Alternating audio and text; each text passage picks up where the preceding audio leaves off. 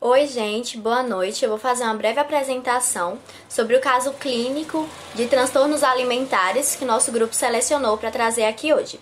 O nome da cliente nesse caso ele foi preservado, pois o atendimento ele foi realizado por um estagiário do último período do curso de psicologia de uma instituição pública. Mas trata-se de uma jovem de 22 anos, universitária na área de saúde e que reside com seus pais e a sua irmã. Essa cliente ela buscou atendimento psicológico alegando que sofria de bulimia nervosa há cerca de 5 anos, mas que nos últimos meses esses sintomas eles haviam se acentuado, eles haviam intensificado. E aí, para analisar se as informações teóricas sobre os transtornos alimentares se encaixavam ali naquele quadro clínico apresentado, utilizou-se um roteiro de entrevista inicial que auxiliou na identificação de que a cliente apresentava todas as características descritas no DSM-5 quanto ao quadro de bulimia nervosa. E aí, ao longo da entrevista, a cliente ela relatou que em determinados períodos da sua vida, ela chegou a induzir o vômito pelo menos 4 vezes ao dia, né? Só que no momento daquele atendimento psicoterapêutico, o comportamento estava acontecendo cerca de 1 vez ao dia, todos os dias da semana. E aí, de acordo com ela, tais comportamentos se iniciaram quando ela estava no último ano do ensino médio e ela namorava um rapaz que costumava solicitar que ela o acompanhasse nas refeições e exigia que ela comesse determinada quantidade de alimento. E aí, nesse período, ele apresentava comportamentos compulsivos e comia excessivamente. E ela não conseguia acompanhá-lo. E para não desapontá-lo, ela ingeria uma maior quantidade de comida e depois passou a induzir o vômito com o auxílio de objetos. Após esse término, ela teve outro relacionamento e esse rapaz também tinha exigências na alimentação dela, falava que se ela continuasse comendo desse jeito, ela ia ficar obesa. E isso também a motivava a induzir o vômito. Mas durante o processo terapêutico, ela já estava em um terceiro relacionamento, no qual esse rapaz não tinha exigências quanto ao modo que ela se alimentava. E aí, nesse momento, ela atribuiu que a piora do quadro clínico dela estava relacionada ao aumento das exigências acadêmicas, né? As suas próprias expectativas para poder manter as notas altas, a distância do namoro, que o namorado dela morava fora, porque também era estudante, e as constantes solicitações dos pais para que ela auxiliasse a sua irmã nos estudos preparatórios para o vestibular. E aí ela apresentava sintomas como gastrite e refluxo, justamente devido ao excesso de episódios purgativos, né? E no início da terapia, ela apresentou complicações clínicas devido à baixa imunidade e ao peso abaixo do recomendado. Durante esse período, ela estava exagerando nas atividades físicas e por isso ela perdeu bastante peso e precisou ser hospitalizada, o que levou a uma suspeita de um possível quadro de anorexia nervosa. E uma das características da anorexia nervosa é justamente com o peso corporal que se apresenta abaixo do mínimo esperado, né? A anorexia ela pode ser do tipo restritivo ou do tipo compulsão periódica / purgativo.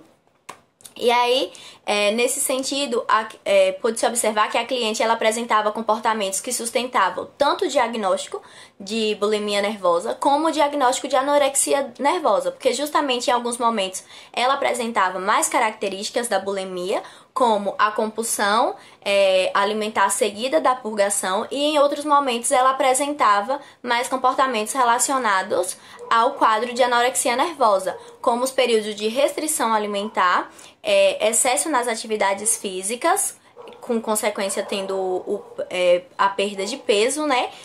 Sintomas dos transtornos alimentares.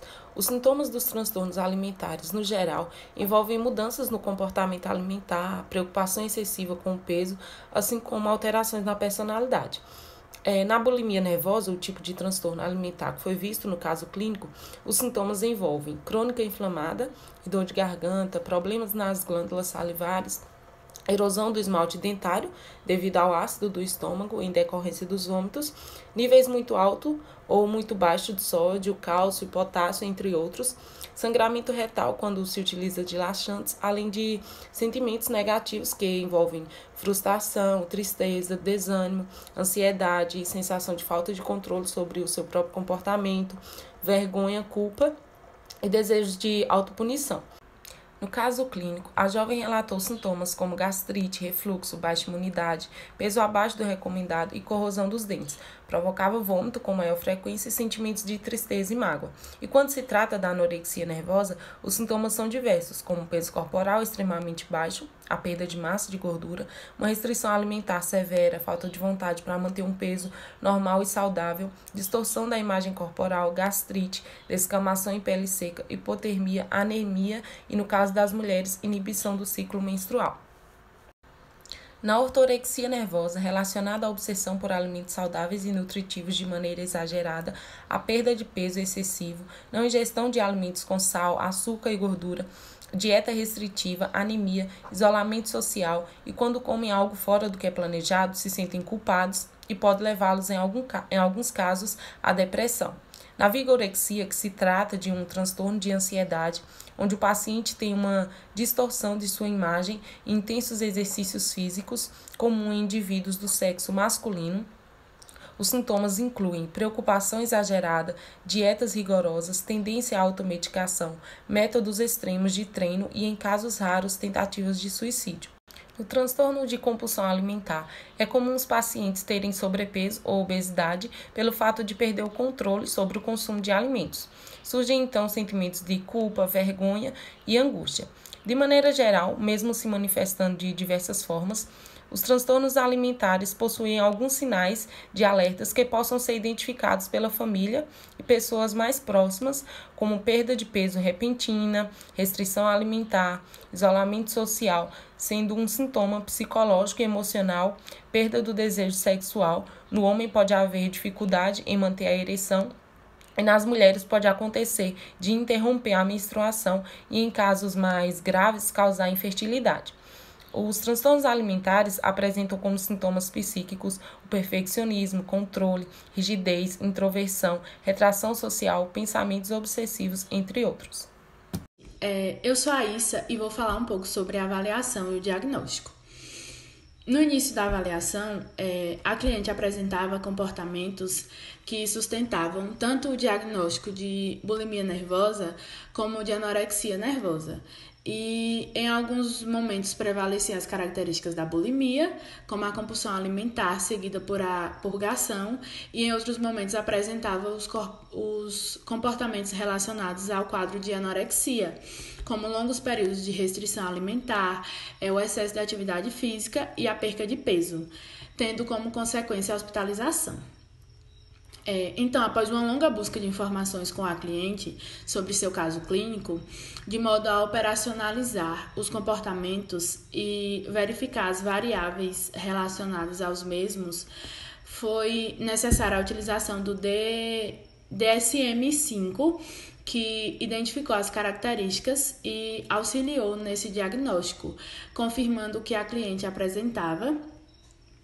Todas as características descritas no quadro de bulimia nervosa, que é uma condição caracterizada pelo engajamento em compulsões periódicas.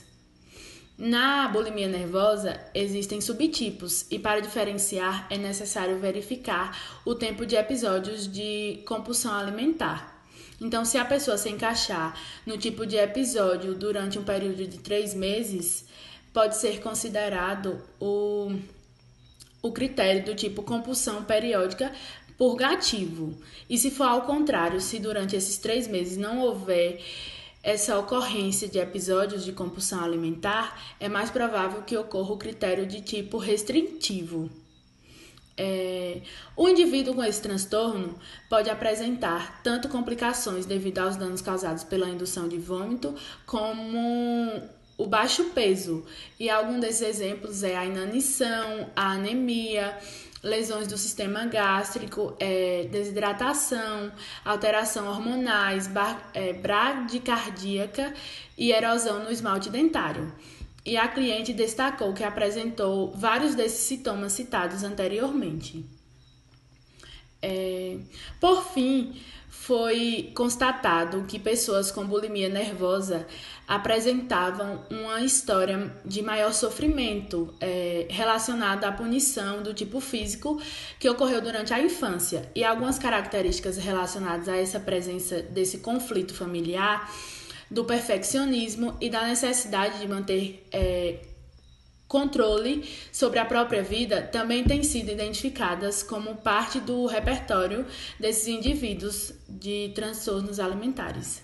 Transtornos alimentares, eles possuem uma etiologia multifatorial, ou seja, são determinados por uma diversidade de fatores que interagem entre si de modo complexo, para produzir e muitas vezes perpetuar a doença.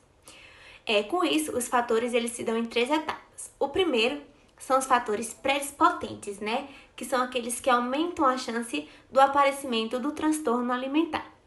Esses fatores de riscos, eles vão estar se divididos em 2 classes. A primeira vão ser incluídos a comorbidade, com outras patologias psiquiátricas, o histórico de transtornos psiquiátricos na família e se sofreu algum abuso sexual, físico e a diversidade na infância. Já no segundo fator, vão ser mais específicos, Vão incluir os traços de personalidade, o risco para o desenvolvimento de obesidade e realização de uma dieta calórica restritiva. Esses fatores vão estar ligados tanto no grupo individual, como no familiar e no sociocultural. No caso que ficamos, traz alguns desses fatores que desencadeou a anorexia nervosa e a bulimia nervosa na cliente ligado a esses grupos. Como, por exemplo, no individual, a cliente ela trouxe a baixa autoestima, surgido através da convivência com seu ex-namorado, falando que se ela não comesse, se ela comesse muito, ela iria engordar, ficar obesa. Na família, a cliente ela relatou ter sofrido constantemente agressões físicas e verbais dos pais, além de pouca abertura da família para questionamentos de regras e valores pré-estabelecidos, o que fez com que essa relação de pouca afetividade se associasse às dificuldades alimentares na adolescência. E por fim, são os fatores socioculturais. Esses estão associados a padrões de beleza, vinculados pelos meios de comunicação e pelo convívio social. Uma observação é que geralmente as mães de pacientes com transtornos alimentares, elas tendem a ser mais críticas e preocupadas com relação ao peso da filha, incentivando a fazer dietas. Tudo isso faz com que os riscos de desenvolvimento do transtorno alimentar aumentem. O segundo são os fatores predispotentes, que vão ser aqueles em que os sintomas dos transtornos alimentares vão surgir, como por exemplo a dieta. A dieta é um comportamento precursor, geralmente antecede a instalação de um transtorno alimentar. Contudo, a presença isolada da dieta não é suficiente para o desenvolvimento do transtorno alimentar, tornando-se assim necessária uma interação entre os fatores de risco mencionados anteriormente. E por último, são os fatores bentenorentes, onde a privação alimentar leva a alterações tanto físicas e psicológicas, onde podem ocasionar episódios de compulsão alimentar e ainda ocorrer pensamentos obsessivos por comidas e aqueles reforçando a necessidade inicial de um controle. Dentro do processo da comorbidade, primeiramente eu venho trazer o que é comorbidade, para a gente assim ter um entendimento melhor dentro do caso clínico. A comorbidade, em detalhes gerais, é o indivíduo que tenha mais de uma doença, ou seja, de 2 a mais. E trazendo exemplos claros diante o contexto do caso clínico, lá decorre em relação a paciente. O paciente desenvolvia os transtornos alimentares e através desses transtornos alimentares gerou uma depressão. Através dessa depressão foi da maior questão uma falta de acolhimento da própria família em si e dentro dos relacionamentos amorosos que ela obtinha. Em geral, os dois situavam que ela estava obesa e muitas das vezes ela tinha baixa autoestima, entre outros fatores. Sendo que a depressão é uma doença psiquiátrica, né, crônica, multifatorial, que precisa ser corretamente diagnosticada e tratada. E dentro do caso clínico, lá demonstra a respeito dos fatores, as questões que situava em relação a um certo tipo de sintomas ou não, que apesar que ela demonstrou umas lesões no sistema gástrico, uma desidratação, uma falta de uma baixa de imunidade, erosão no esmalte dentário, entre outras questões. E dentro de todo o processo, demonstrava que ela, lógico, né, precisava de um acompanhamento, seja nutricional, psicológico e psiquiátrico. E como eu citei, dentro da comorbidade, situa mais em relação ao que? A depressão, que gerou em relação ao tipo de transtorno alimentar, de onde todo o contexto que foi desenvolvido. Boa noite, gente. Eu sou Isabela e vou trazer um pouco sobre os tratamentos multidisciplinares. É perceptível que os transtornos alimentares são multifatoriais, então é necessário fazer uma análise detalhada de cada caso, desde fatores que levaram à busca por esse auxílio médico, ao histórico da pessoa, tanto de forma pessoal como acontecimentos marcantes desde a infância, até os sintomas que são apresentados e a frequência deles, bem como áreas psíquicas e emocionais presentes. Dessa forma, é indispensável a estruturação de uma intervenção efetiva adaptada às particularidades do caso, incluindo áreas multidisciplinares, com profissionais que tenham experiências e especialização em transtornos alimentares. No caso em questão, foi perceptível de início a busca por um psicólogo, que foi um estagiário do último período do curso de psicologia. No entanto, ao longo do caso, não deixa evidente que tenham ocorrido intervenções de outras áreas até o dado momento. No entanto, não é um caso finalizado, acho que até mesmo pelo caráter crônico, então essas intervenções elas podem ter ocorrido posteriormente.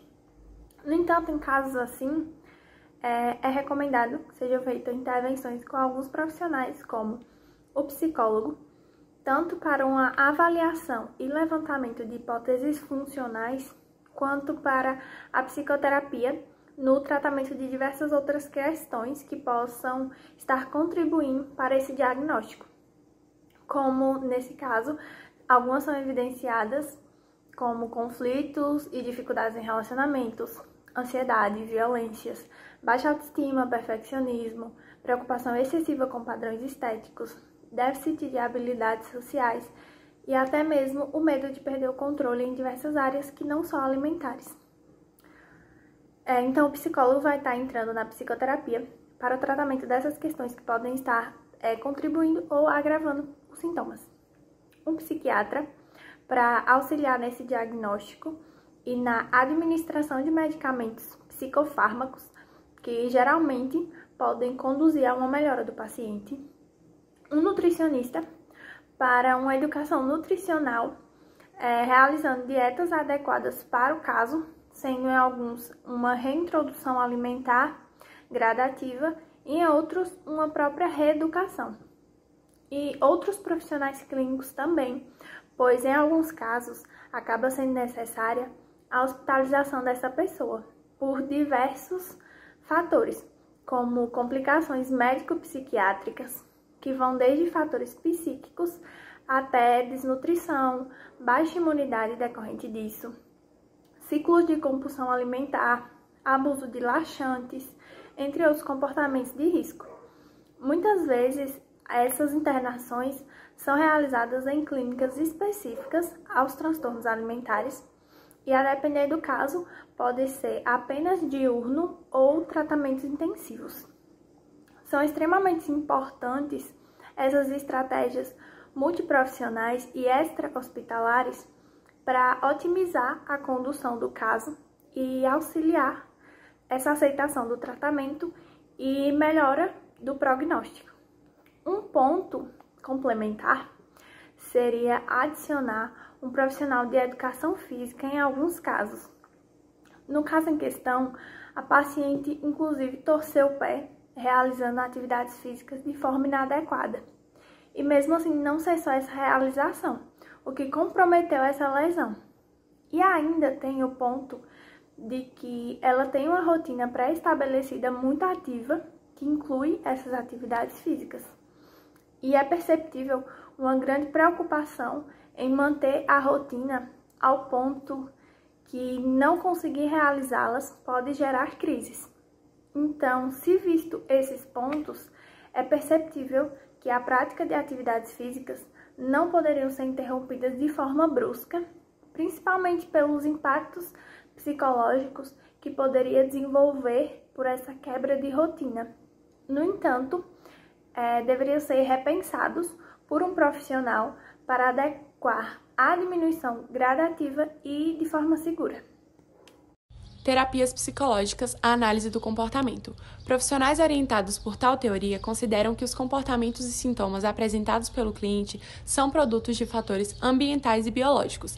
Eles analisam as relações do indivíduo com o meio e, nesse sentido, poderão intervir nessas relações, auxiliando seus clientes a reproduzirem repertórios comportamentais que o permitam se comportar de modo mais eficaz dentro da sociedade. Após 8 sessões que confirmaram as condições ambientais que fizeram a cliente reproduzir tais comportamentos, considerou-se relevante o encaminhamento da cliente para a avaliação de um psiquiatra e um nutricionista. Esse contato se fez necessário para a adequação de estratégias entre os profissionais. Percebeu-se também que os padrões comportamentais dessa cliente eram mantidos principalmente pelo reforçamento negativo. Após a coleta dessas informações, aplicou-se o questionário multidimensional das relações entre o corpo e si mesmo e o questionário de pensamentos automáticos sobre a imagem corporal. A aplicação destes questionários não mostrou a insatisfação da cliente com seu corpo, que é uma característica da bulimia nervosa. Porém, durante as sessões, ela relatava que era insatisfeita com vários aspectos de seu corpo. Isso mostra que os instrumentos de avaliação, eles podem ser utilizados como recursos clínicos para obtenção de dados, mas é dever do psicólogo se atentar para outros elementos presentes no contexto clínico, tanto os verbais quanto os não verbais. Esta análise possibilitou o conhecimento sobre aspectos relevantes da vida da cliente, sua história de relacionamentos afetivos, a busca pelo controle, como ela se comportava diante de situações estressantes, a não valorização de suas próprias necessidades, a tentativa evidente de corresponder às expectativas de outras pessoas e o padrão de violência dentro da família. Em situações como essa, é muito importante levantar as redes de apoio que a cliente pode recorrer. É necessário o envolvimento de outras pessoas no tratamento, principalmente se houver o risco de perda acentuada de peso e o risco de morte também.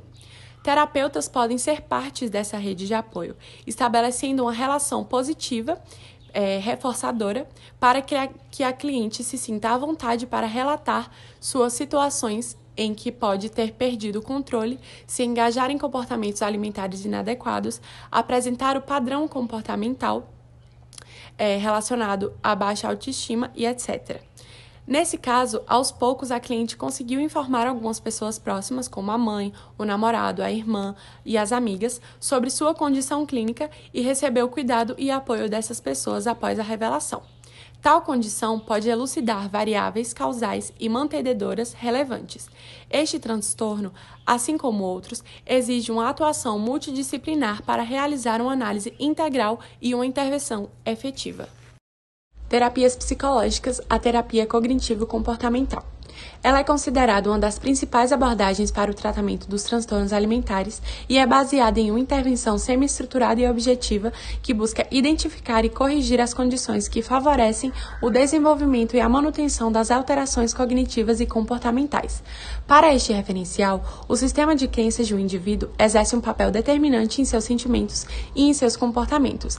Atualmente, as estratégias sugeridas pela TCC para o tratamento dos transtornos alimentares têm como objetivo objetivo a diminuição da restrição alimentar, da compulsão alimentar, dos episódios bulímicos e da frequência de atividade física, a diminuição do distúrbio da imagem corporal, a modificação do sistema disfuncional de crenças associadas à aparência, peso e alimentação e o aumento da autoestima.